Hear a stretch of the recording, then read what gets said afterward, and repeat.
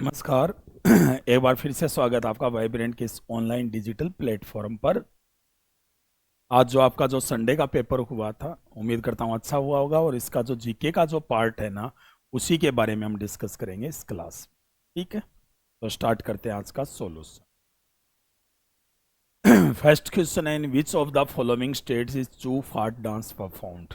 इनमें से कौन से राज्य में चू फाट नृत्य किया जाता है? चूफाट फेस्टिवल की बात करते हैं तो जो चूफाट जो फेस्टिवल्स हैं, ये जो डांस है, सॉरी, ये फेस्टिवल्स पर किया जाता है। यानी चूफाट जो डांस है वो जो वहाँ पर त्यौहार मनाए जाते हैं वहाँ पर किया जाता है। सिक्किम क्षेत्र में मोस्टली जो लेप्चा ट्राइब है ना, उसमें ये लोकप्रिय है। उनके जो विशेष अवसर होते हैं, स्पेशल ओकेजन्स होते हैं, उनमें भी किया जाता है। और ये जो डांस है ना, ये पुरुष भी करते हैं और महिलाएं भी करती हैं। दोनों के द्वारा ये डांस किया जाता है। तो ये कहाँ से रिलेटेड है भी? ये सिक्किम से रिलेटेड है। कौन सा? चूफाट डांस। नेक्स्ट है कि which Indian musician and sitar player was the founder of the national orchestra of India? कौन से भारतीय संगीतकार और सितार वादक नेशनल ऑर्केस्ट्रा ऑफ इंडिया के फाउंडर है? यानी किसने इसकी स्थापना की थी? तो इसकी स्थापना फेमस जो सितार वादक हैं जिनका नाम है रविशंकर जी, उनके द्वारा इसकी स्थापना की गई थी। और इसकी फाउंडेशन कब की गई थी? 1949 में की गई थी। और उस टाइम इसका नाम था वाद्य वरंद, यानी वाद्य वरंद के नाम से इसकी फाउंडेशन की गई थी। किसके द्वारा? रविशंकर के द्वारा।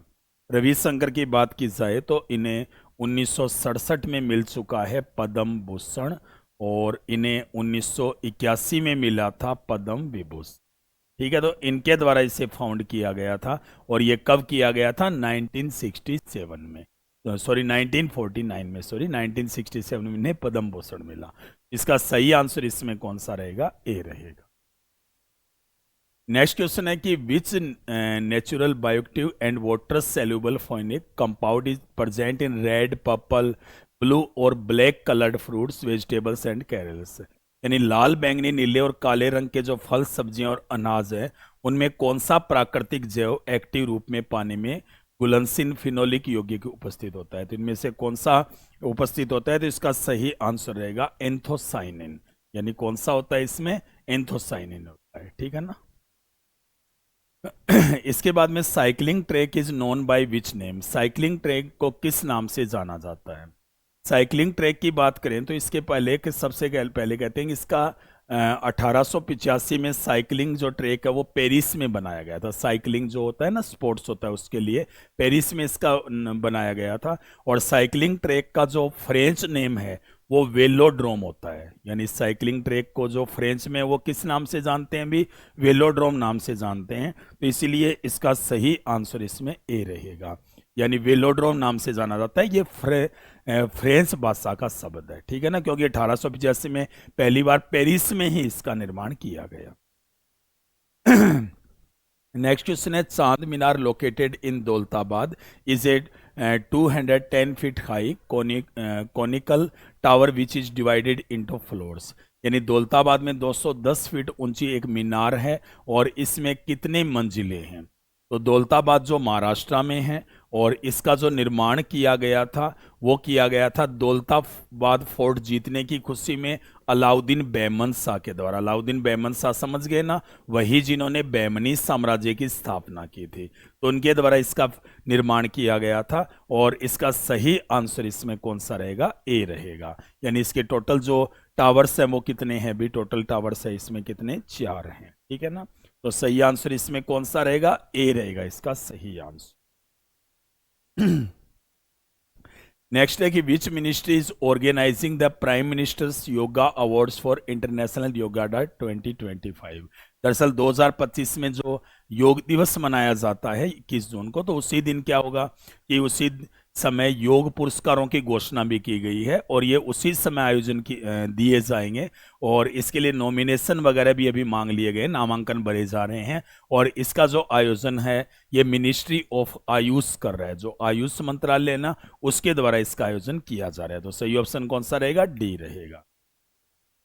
नेक्स्ट क्वेश्चन है the lion capital was built to commemorate the historical event of Buddha. Lion capital का निर्माण बुद्ध के कौन से ऐतिहासिक घटना की स्मृति में बनाया गया?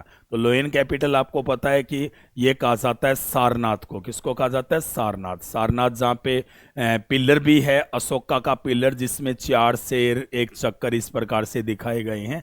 तो ये इसलिए बनाया गया क्योंकि यहाँ पर पहला सेरेमन्स दिया था, पहला उपदेश दिया था, किसने भी? यहाँ पर दिया गया था बुद्धा के द्वारा। तो सही आंसर क्या रहेगा इसमें? डी रहेगा सही। ठीक है। In humans digestion of carbohydrate such as starch begins in which of the following parts. मानव में जो स्टार्च, कार्बोहाइड्रेट, इनका जो पाचन है वो इनमें से कौन सी जगह पे होता है? तो इसका सही आंसर काफी इजी है, ओरल कैविटी में होता है, यानी मुख गुहिका में इसका पाचन होता है। डी रहेगा सही आंसर। नेक्स्ट क्वेश्चन है विच of the following dynasty succeeded the पाला डायनेस्टी ऑफ बंगाल। यानी पाल वंश है ना, उसमें उत्तराधिकारी कौन बना? दरअसल बंगाल में पहले पाल वंश चल रहा था जो 750 से लेकर 1130 तक, और उसी समय बंगाल में 10th सेंचुरी में एक वंश आ गया था सेन वंश। तो सही आंसर ए रहेगा क्योंकि धीरे धीरे बंगाल के क्षेत्रों पर इसी ने अधिकार किया और अपनी पहली राजधानी गोड़ को और फिर अपनी कैपिटल लखनौती को बनाया। तो सही आंसर कौन सा रहेगा इसमें? ए रहेगा। नेक्स्ट क्वेश्चन है in which state is Kawal wild life sanctuary located. यानी इनमें से कौन सा है जहाँ कवल वन्यजीव अभयारण्य कौन से राज्य में है?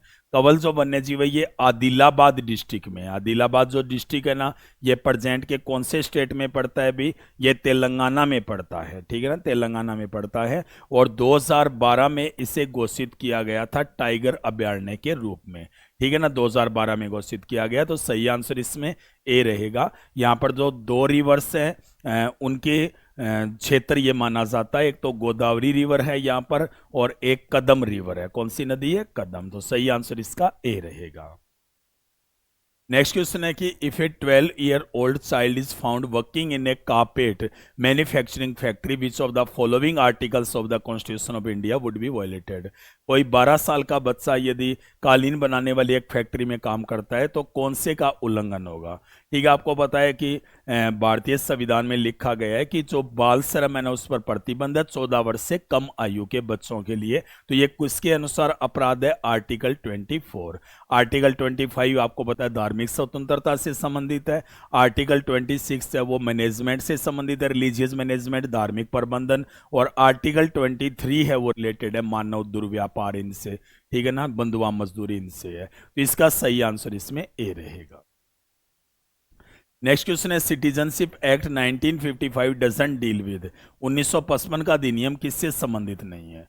तो 1955 का अधिनियम इसलिए आया कि नागरिकता कैसे मिलेगी, कैसे खत्म होगी, किस प्रकार से उसको बढ़ाया जा सकता है, किस प्रकार से उसके लिए नियम बनाए जाएं, कौन पास सकता है, तो ये चीजें हुई थी। तो इसमें एक्वेशन तो था अर्जन, नागरिकता प्राप्त करना, डिटरमाइनेशन भी था, नागरिकता को निर्धारण करना, टर्मिनेशन भी था, नागरिकता को समाप्त करना। लेकिन इलेक्शन का इसमें कोई मतलब नहीं था क्योंकि चुनाव से संबंधित नहीं है, ये सिटीजनशिप से है कि कैसे इसे प्राप्त किया जाता है, कैसे इसे निश्चित किया जाता है, कैसे इसे समाप्त किया जाता है। ठीक है, तो इसका सही आंसर सी रहेगा।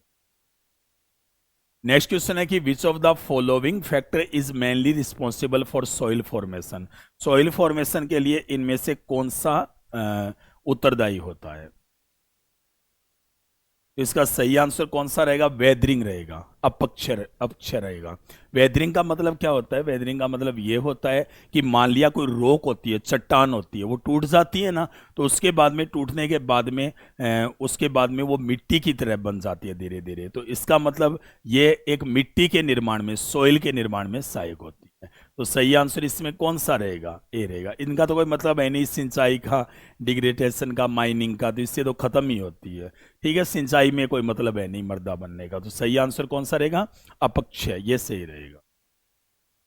नेक्स्ट क्वेश्चन है कि what is the product of the following chemical reaction. यानी ये जो केमिकल रिएक्शन है ना, इससे किसका निर्माण होगा? विरंजक चूर्ण का होगा, खाने का सोडा होगा, बेकिंग सोडा, बिल्कुल यही रहेगा सही। यानी इससे कौन से सोडे का निर्माण होता है? बेकिंग सोडे का इससे निर्माण होगा। बेकिंग सोडा यदि अपन बात करें तो सोडियम बाई कार्बोनेट NaHCO3, इसका इससे निर्माण होगा। तो सही आंसर इसमें बी रहेगा। नेक्स्ट क्वेश्चन है, Dhinodhar hills are located in which Indian state union territory. Dhinodhar पहाड़ियां हैं वो कौन से भारतीय राज्य या केंद्र शासित प्रदेश में। दिनोदर हिल्स की यदि अपने बात करते हैं तो ये काफी फेमस मानी जाती है। एक्चुअल में जो गिर पार्क है ना, गिर नेशनल पार्क, ये जो है ना ये वहीं पे स्थित है, ये दिनोदर पहाड़ियाँ। गिर जो आपको पता है ना एशियन लोइंस के लिए काफी फेमस माना जाता है, और वहीं पर काफी मंदिर भी बने हैं, एक पवित्र स्थल भी है, पहाड़ी पर मंदिर भी बने हुए हैं। ठीक है, तो ये कहाँ से रिलेटेड है भी, ये गिर तो आपको पता है ये गुजरात में है, तो ये भी कहाँ पे है, गुजरात में। सही आंसर इसका सी रहेगा। नेक्स्ट क्वेश्चन है कि सोंगी मुखट्टे जो डांस होता है वो एक प्रतीक होता है कि जिसमें ट्रूथ है ना वो अनट्रूथ पर विजय प्राप्त करता है। इसमें दो नृत्य कलाकारों द्वारा पहने जाने वाले दो शेर के मुकुटों से लिया गया है। एक तो भगवान विष्णु के एक पहलू नरसिम्हा को दर्शाता है। जो नरसिम्हा होते हैं ना, नरसिम्हा आपको पता है जिन्होंने रूप लिया था, हिरण्यकश्यप का वध किया था, तो उसी रूप को ये दर्शाता है। और ये जो डांस है ना ये होली के बाद में स्टार्ट होता है। किसके बाद में? होली के। इसमें दो और मुखौटे पहनते हैं भैरव, और एक मुखौटा होता है भैरव का, एक बेताल का मुखौटा, यानी उसका भी मास्क पहना जाता है। तो ये महाराष्ट्र में फेमस है। कहाँ पे है? महाराष्ट्र, जिसमें ड्रम वगैरह जो ढोलक वगैरह होते हैं उन इंस्ट्रूमेंट का यूज भी किया जाता है साथ में। ठीक है, सही आंसर सी रहेगा। नेक्स्ट क्वेश्चन है 42 कि जो कंपनी अधिनियम है वो कंपनियों से संबंधित कानून को समेकित और अमेंडमेंट करता है। ये कब का अधिनियम माना जाता है, यानी ये जो एक्ट है ना ये कब का माना जाता है, ये आपको आंसर बताना है। तो सही आंसर इसका कौन सा रहेगा? 2013 का माना जाता है। वैसे इसे 1 अप्रैल 2014 को लागू किया गया। मतलब कंपनीज के लिए रूल्स बनाए गए थे कि जो कंपनियां होती है उनमें किस प्रकार से उनको नामांकित किया जाए, उनका नाम कैसे रखा जाए, उनकी मैनेजमेंट वगैरह के बारे में, तो ये रूल्स इसमें बनाए गए थे। तो सही आंसर इसमें सी रहेगा।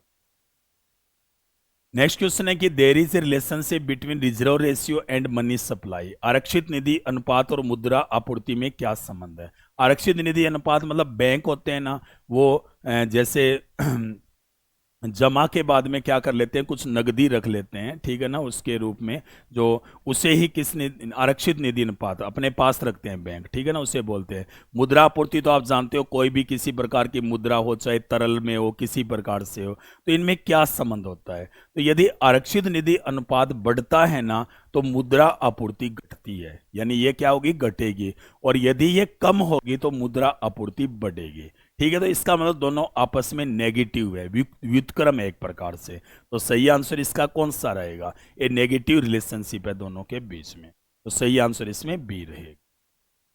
नेक्स्ट क्वेश्चन है कि 1801 में जोहान विल्हेम रिटर ने कौन से प्रकार के इलेक्ट्रिकल मैग्नेट जो रे वगैरह होती है ना उनकी रेडिएशन की खोज की थी। तो किस प्रकार की खोज की गई थी भी इनके द्वारा? तो अल्ट्रावायलेट रेज। कौन सी थी? अल्ट्रावायलेट, यानी कौन सी? पैराबैंगनी जो किरणें थी ना उनकी खोज की गई थी। सही आंसर कौन सा रहेगा? डी रहेगा।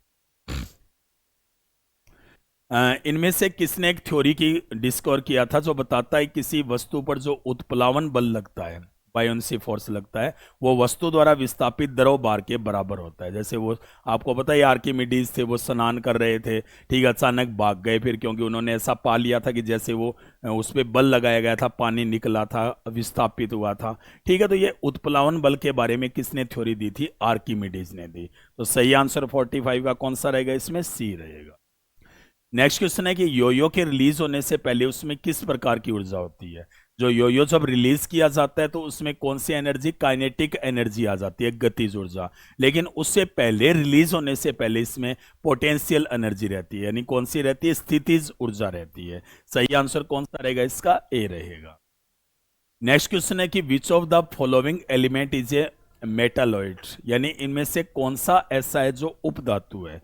यानी उपधातु समझ गए ना भी, ऐसे धातु होते हैं जिनमें ऐसे तत्व होते हैं, एलिमेंट्स होते हैं जिनमें मेटल के भी क्वालिटीज होते हैं, नॉन मेटल के भी क्वालिटीज होते हैं। ये तो नहीं है आयरन, सोडियम भी मेटल का है, ऑक्सीजन नहीं है, ये भी नॉन मेटल, ठीक है ना। सही आंसर कौन सा रहेगा? सिलिकॉन। सिलिकॉन में पाए जाते हैं, तो सही आंसर डी रहेगा। वैसे बोरोन में भी पाए जाते हैं, जर्मेनियम में भी पाए जाते हैं ना, तो ये सही आंसर इसका कौन सा रहेगा? डी रहेगा। 47 का सही आंसर इसमें डी रहेगा। नेक्स्ट क्वेश्चन है कि विटामिन के बारे में कौन सा गलत है? पौधे लगभग सभी विटामिनों का संश्लेषण करते हैं, ठीक है। विटामिन कार्बनिक यौगिक है, ठीक है। आंत में कुछ बैक्टीरिया विटामिन का उत्पादन नहीं करते हैं, बल्कि बिल्कुल करते हैं भी।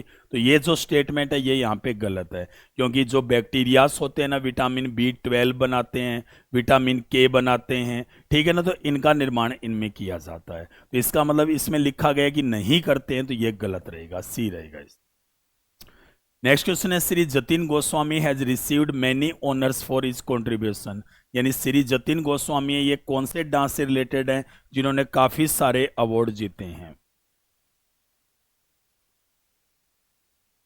तो सही आंसर कौन सा रहेगा? सत्रिया डांस से। सत्रिया डांस जो कि आपको पता है कहाँ से रिलेटेड माना जाता है, ये माना जाता है असम से रिलेटेड। तो इन्हें 2025 में अभी हाल ही में मिला है कौन सा भी पद्म भूषण पुरस्कार अभी मिला है इन्हें, ठीक है। तो सही आंसर सी रहेगा। Where was the country's tallest 72 feet tall Hanuman statue inaugurated recently. यानी 72 फीट की जो हनुमान जी की प्रतिमा का उद्घाटन कहाँ किया गया है? तो ये कर्नाटका की कैपिटल में किया गया है, कहाँ पे? बेंगलुरु में। तो सही आंसर इसका कौन सा रहेगा? भी ए इस क्वेश्चन का सही आंसर रहेगा। तो ये थे संडे के क्वेश्चन, हालांकि सिंपल लैंग्वेज में थे। उम्मीद करता हूँ कि आपके अच्छे हुए होंगे। नहीं कोई हुआ है तो उसको दोबारा से देखिए, रिलेटेड टीचर से डिस्कस कीजिए, और उसके बाद में फिर अपनी जो परफॉर्मेंस है उसे इम्प्रूवमेंट कीजिए। उम्मीद करता हूँ पक्की आपकी इम्प्रूवमेंट सुधार होगी, क्योंकि यदि हौसला है और अपने में घर वालों का आशीर्वाद है, माँ बाप की जो आशाएं हैं, तो वो निश्चित आप पूरी करोगे। धन्यवाद आप सभी को, हैप्पी संडे सभी को, और मिलते हैं नेक्स्ट क्लास में।